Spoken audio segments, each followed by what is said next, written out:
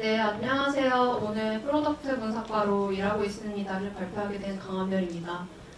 반갑습니다. 일단 제 소개를 먼저 드릴게요. 저는 스타트업 게임 회사 이런 데서 일을 했었고 현재는 쿠팡에서 커스터머 익스피리언스 분석가로 일을 하고 있습니다. 이게 무슨 일을 하는 사람인가라고 생각하실 수 있는데 사용자가 사용하는 앱을 중심으로 분석하는 직무이고요. 프로덕트 분석가라고 해놓고 여기에는 또 데이터 애널리스트라고 써져 있네? 라고 생각하실 수도 있는데 프로덕트 애널리틱스를 담당하는 부서에서 일을 하고 있습니다.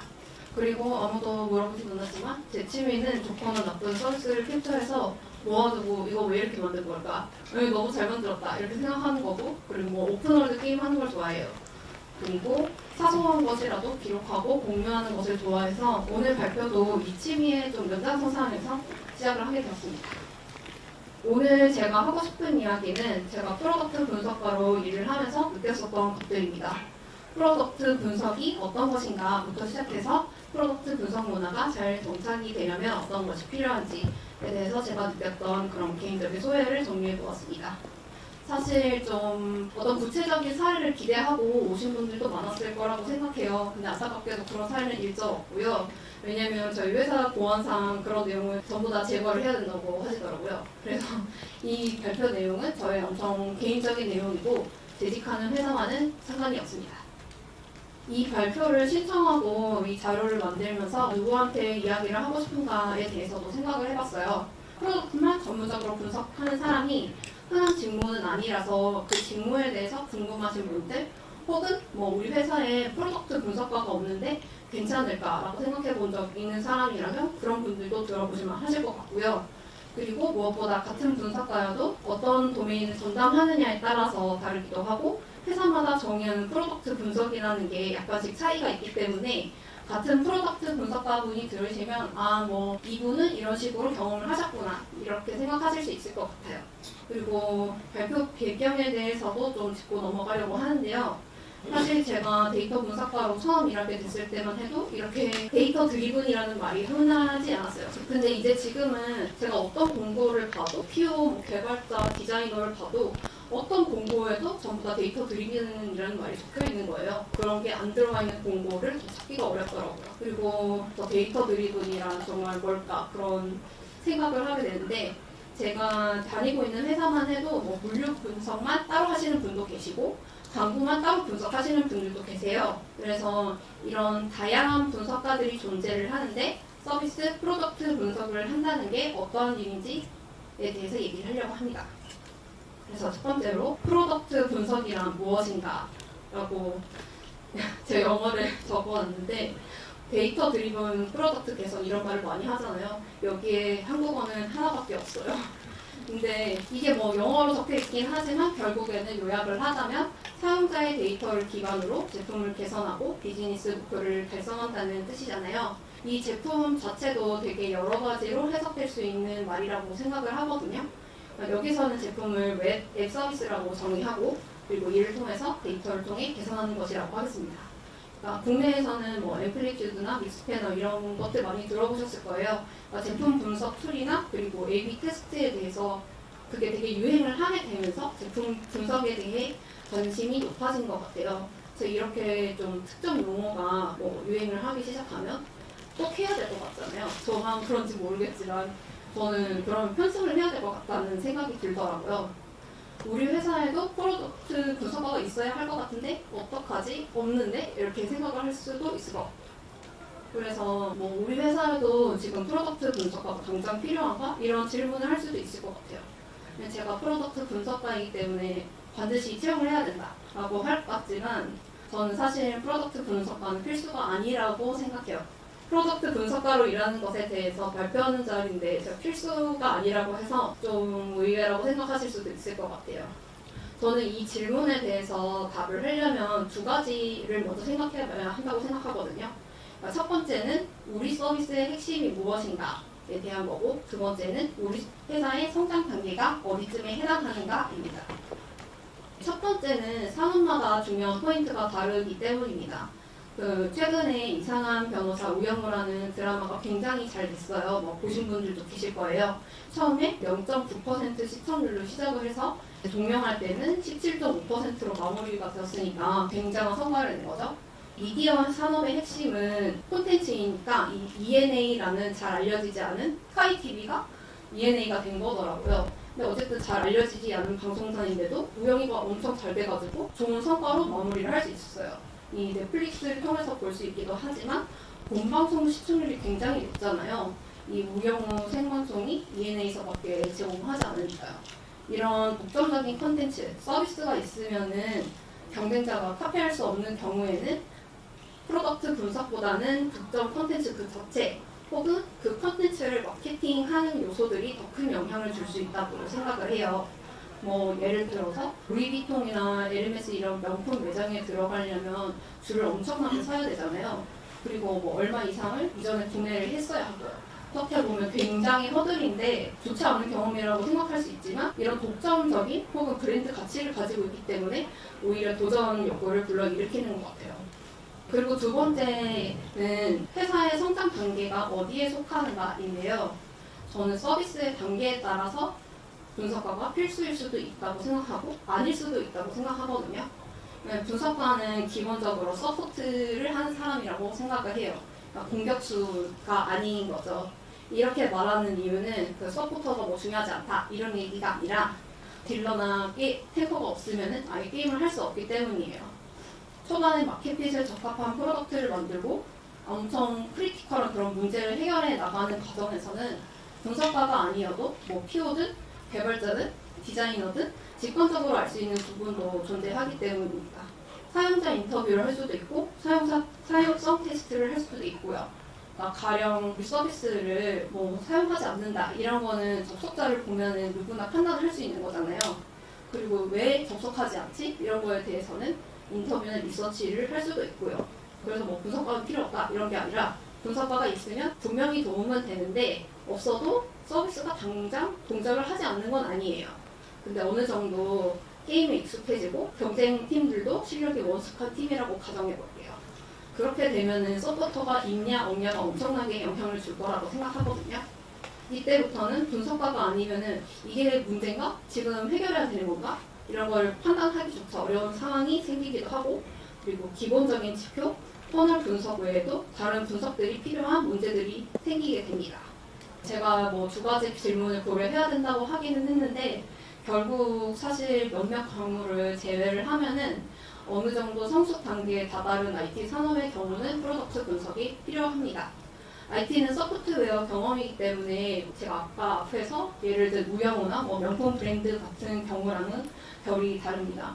좋은 UI가 나오면은 그 다음에 다른 서비스에서도 그 UI를 볼 수 있는 그런 건 되게 흔한 경우잖아요. 그리고 또 커머스만 해도 한국에 엄청 많은 서비스들이 존재하고요. 다른 분야들도 그렇습니다. 그리고 지금은 커머스 초창기도 아니고요. 셀렉션도 비슷하고 가격도 비슷하고 여타의 다른 조건들이 모두 비슷하다고 가정을 해볼게요.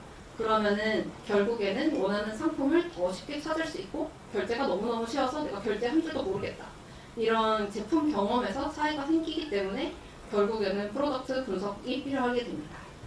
그러면 이런 프로덕트 분석가는 대체 무슨 일을 할까요? 이거는 어떤 회사의 JD입니다. 보시면은 되게 글자가 많이 있는데 중요한 부분만 읽어볼게요. 사업과 고객 경험을 이해하고 비즈니스 KPI를 위해서 고객 경험도 이해하고 있어야 되고 이를 토대로 가설 검증을 해야 합니다. 그리고 A/B 테스트를 하고 이것을 간결한 스토리로 결과를 전달해서 그 다음에 우리는 뭘 해야 된다 이런 걸 제안하는 직무인데요. 요약을 하자면 사용자의 데이터를 기반으로 제품을 개선하고 비즈니스 목표를 달성한다는 뜻입니다. 아까 그 영어로 적혀있던 좌표의 정의랑 비슷하네요. 이 JD는 그 회사가 다르면 조금 차이가 있겠지만 어느 정도 공통적이기도 하고 또 회사가 무엇을 중요하게 여기느냐에 따라서 다를 수 있을 것 같아요. 그러니까 어딘가는 가설 검증 자체에 뭐 초점을 맞출 수도 있고 어디는 A/B 테스트에 초점을 맞출 수도 있고요. 이거는 앞서 얘기한 그런 도메인의 차이도 있고 그리고 회사의 문화 자체도 영향을 줄 것 같습니다. 근데 또 재밌는 게 JD에 안 적혀 있는 내용도 있어요.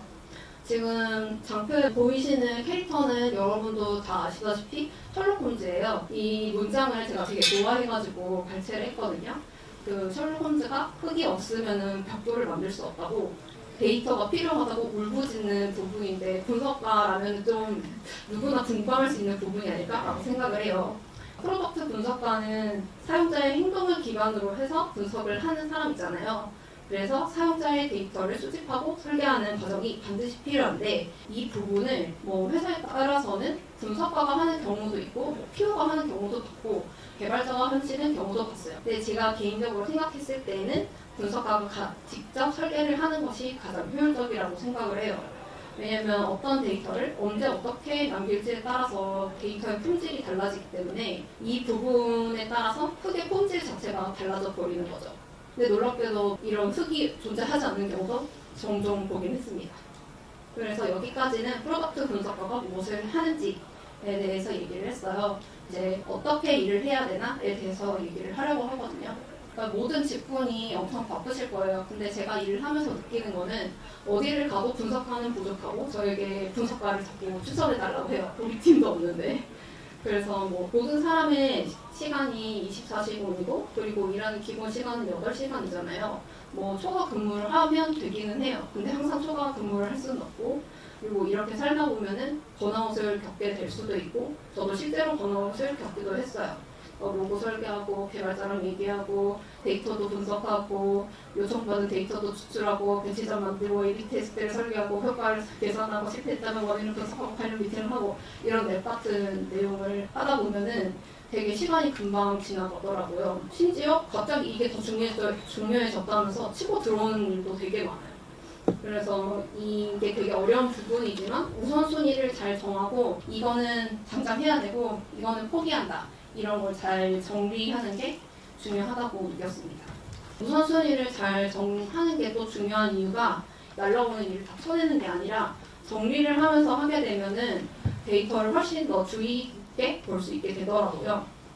프로덕트 분석을 하든 하지 않든 그 분석가라면 받은 질문에 대해서 모두 다 답을 해주는 사람이 아니라 그 분석가는 정말 중요한 질문에 대해서 생각하고 그걸 팀과 공유하고 답을 찾아가는 사람이라고 생각하거든요. 근데 계속 뭐 정신없이 일을 처리하다 보면은 그런 걸 생각할 여유가 없어지는 것 같아요. 그래서 한 발짝 물러서서 이거 요청을 받았는데 이걸 바로 해주는 게 아니라 이거 진짜 지금 해야 되는 건가? 이게 지금 그렇게 중요한 문제인가? 이렇게 생각해보는 부분이 엄청 중요한 것 같습니다. 그리고 이 부분은 다른 누구가 해줄 수 있는 게 아니라 자기 자신만 할 수 있는 일이잖아요. 그래서 계속 나무만 보고 있었는데 숲도 한번 살펴보고 사실 이게 중요한 나무가 아니었구나, 이런 생각을 하게 될 때도 있습니다. 지금까지 무슨 일을 했고 무슨 일을 하고 어떻게 일을 하는 것이 좋다, 뭐 이런 거를 살펴봤어요. 이제는 제가 일을 하면서 조직적으로 혹은 개인적으로 더 나아지려면 어떤 부분이 도움이 되었는지에 대해서 이야기를 하고 마무리를 하려고 합니다. 데이터 분석에서 많이 언급되는 필요한 공부는 사실 너무 많은 사람들이 정리를 해놔서 저는 그 얘기는 하지 않을 거예요. 그거 외에 얘기를 하려고 하는데요. 첫 번째는 타직군과 친하게 지내기입니다. 이게 프로덕트 분석은 사용자의 데이터를 토대로 해가지고 서비스를 개선을 하는 건데, 이 서비스에는 디자인도 들어가고 개발도 들어가고 그리고 비즈니스까지 여러 가지가 포함이 되게 돼요. 그래서 타 직군이랑 많이 얘기를 하는 게 도움이 됐습니다. 비즈니스가 왜 지금 이 지표를 중요하게 생각을 하는지, 디자인은 왜 이렇게 디자인을 했는지, 개발은 어떻게 하고 있고 그래서 우리한테 가능한 게 뭐고 불가능한 게 뭐고 아니면 대체할 수 있는 건 뭐고, 이런 걸 알게 되더라고요. 그래서 모든 분야에 대해서 전부 다 알아야 돼, 이런 건 아니고 전문가는 아니더라도 이 사람들이 어떤 일을 하고 있고 무엇을 중요하게 생각하고 있구나, 이런 걸 이해하겠다라고 마음을 먹는 게 중요한 것 같아요. 그리고 두 번째는 의심하는 습관인데요. 앞에서 언급했던 대로 질문에 답변만 하는 게 아니라 스스로 질문을 하려면 의심하는 그런 습관이 필요하더라고요. 그 외에도 이 분석 방법이 진짜로 적절한가? 그리고 데이터에는 문제가 없었을까? 이게 정말 엄청 좋은 결과가 나왔는데 이게 진짜인가? 이렇게 스스로를 의심하는 습관? 이런 걸 가지고 있으면은 몰랐던 것들을 알게 해주는데 저에게는 도움이 많이 됐습니다. 마지막으로는 결정은 사람이 한다는 거예요. 결정을 기계가 하면은 뭐 얼마 이상이면은 통과하고 얼마 미만이면은 통과하지 않는다. 뭐 이런 식이겠지만 인간이 결정을 한다는 거는 기계랑 판단 방식이 다르잖아요. 그래서 사람이 무언가를 이해하고 결정을 내리는 방식에 맞게 분석 결과를 제공하느냐 아니냐는 되게 엄청 큰 차이가 있더라고요. 그래서 제가 점점 더 많이 느끼는 거는 분석을 하는 역량도 엄청 중요한데 그걸 어떻게 딜리버리 하느냐가 엄청 중요하다고 느껴요. 그래서 일하는 내내 이 세 가지를 계속 의식하면서 일하는 게 전 사실 쉽지 않지만 그래도 가능하면은 염두에 두면서 일을 하려고 합니다. 그리고 이제 개인 얘기를 했기 때문에 조직에 대한 얘기를 할 건데요. 조직에서 필요한 거는 데이터 의사결정 문화, 그리고 기술적 환경, 그리고 프로덕트 팀 문화 이 세 가지가 필요하다고 생각을 해요. 데이터로 의사결정을 한다는 거는 이게 사람이 마음을 먹는다고 해서 모두 다 행동으로 옮기지는 못하잖아요. 그렇게 되면 참 좋겠지만 데이터를 가지고 의사결정을 하는 것도 이게 좀 익숙해져서 자동적으로 그렇게 할 수 있으려면 절차가 필요하고 명시적으로 배포가 되어야 합니다. 그러니까 이전에 제가 의사결정을 너무 잘하고 싶어가지고 여러 가지 책을 찾아서 읽었는데 결국 생각한 것이 행동으로 이어지지 않는 이유는 무엇을 해야 되는지를 잘 몰라가지고 인지거부하에 영향이 있기 때문이라고 하더라고요. 그래서 어떤 단계에서는 무엇을 해야 되는지가 명확하지 않으면 그때그때 고민을 해야 되기 때문에 하지 않게 되는 것 같아요. 그래서 제가 지금 말씀드리는 게 프로세스를 세우고 이걸 다 밟아야 한다 이런 건 아니고 이런 단계에서는 뭘 해야 되지? 하고 매번 고민하지 않는 프로세스가 필요하다 이런 얘기를 하고 싶었습니다. 두 번째는 기술적 환경이에요. 사용자 기반의 데이터를 적시에 잘 체계적으로 수집할 수 있는 환경이 중요하다는 건 사실 누구나 다 알고 있죠. 그냥 로그를 쌓지 않는다면 데이터를 일단 볼 수가 없잖아요. 그리고 A/B 테스트를 하려고 해도 기술적인 지원이 필요합니다. 최소한 SDK를 설치를 해야 되겠죠. 그리고 더 나아가서 분석가가 잘 형성된 데이터 마트를 스스로 구축할 수 있는지, 그러니까 분석 작업을 하기 용이한 환경인지에 대한 것도 굉장히 중요합니다. 차를 구할 수 없는 환경에서 벽돌을 만들 수는 없잖아요. 기술적인 환경이 이 모든 것에 영향을 준다고 생각하고요. 이런 기술적 환경을 바꾸는 것은 분석가가 혼자 결정하고 하자고 해서 되는 경우는 굉장히 드문 것 같고 결국에는 전사적인 차원에서 우리는 데이터를 어디까지 보겠다. 이걸로 의사결정을 이렇게까지 할 거니까 이게 정말 필요해. 이런 공감이 있어야 구축이 될 수 있는 것 같습니다. 마지막은 팀 문화인데요. 이제는 분석가가 목적 조직에서 일하는 게 꽤 자연스러워진 것 같아요. 근데 이전에는 혹은 지금도 분석가가 프로덕트 팀 내에 포함이 되어 있지 않은 경우를 종종 봤었어요. 이게 제가 발췌한 내용은 데이터 과학에 대한 책인데 제가 읽으면서 너무 공감을 해가지고 혼자서 막 웃었거든요. 데이터에 대한 이해가 없이 분석가를 별도로 두게 된다면 혹은 분석가끼리 여럿이 모여있으면 괜찮겠지 하고 따로 모아준다면 이게 최악의 상태인 외톨이 상태가 된다 이런 내용이거든요. 프로덕트 분석가의 역할이 프로덕트 팀의 방향이 어느 쪽으로 가야 되는지를 제시해야 되는 역할인데 팀이 무엇을 하고 있는지 아니면 어떤 고민을 하고 있는지를 알 수 없다면 결국에는 따로 놀고 의미 있는 분석을 하기도 어려울 거예요. 그래서 저는 개인적으로는 이게 제일 가장 중요하다고 생각합니다. 오늘 이렇게 프로덕트 분석가로 일한다는 것에 대해서 얘기를 해봤고요. 데이터 직군 자체도 엄청 다양하고 분석가도 여러 가지 분석이 있지만 저는 프로덕트 분석가가 굉장히 매력적인 직무라고 생각해요. 앞에 엄청 까다롭게 조건을 막 달아가지고 갑자기 희망 매력적인 부분 어필하려고 하는 것 같은데 이게 저는 매력적인 이유가 사용자랑 프로덕트의 상호작용에 관심이 있다면 굉장히 흥미에 맞을 직무라고 생각하거든요. 그리고 제가 가설을 세우고 이거에 대해서 테스트를 할 거잖아요. 가설을 제가 막 세울 때는 엄청 막 빙이 돼가지고 얘가 사용자 그 자체인 것 같은데 데이터를 실제로 테스트를 하고 뚜껑을 열면 그렇지 않은 경우가 엄청나게 많았어요. 근데 그게 되게 재밌었어요. 제가 생각하는 게 틀렸고 그게 왜 틀렸는지를 알아가는 과정이 되게 재밌고 또 맞으면 맞는 대로 즐거워요. 그리고 마지막은 다양한 사람들이랑 일을 할 수 있기 때문에 제가 일하는 분야 외에도 다른 세계를 접할 수 있어가지고 저는 굉장히 매력적인 직무라고 생각합니다. 되게 희망적인 얘기만 했는데 언젠가 뭐 슬픈 이야기도 할 수 있겠죠. 네, 여기까지가 제가 준비한 내용이고요. 오늘 제가 한 발표가 프로덕트 분석과를 이해하는데 조금이라도 도움이 되셨으면 좋겠고, 앞으로도 프로덕트 분석과를 비롯해서 많은 분석가들의 이야기가 오갔으면 좋겠습니다. 네, 감사합니다.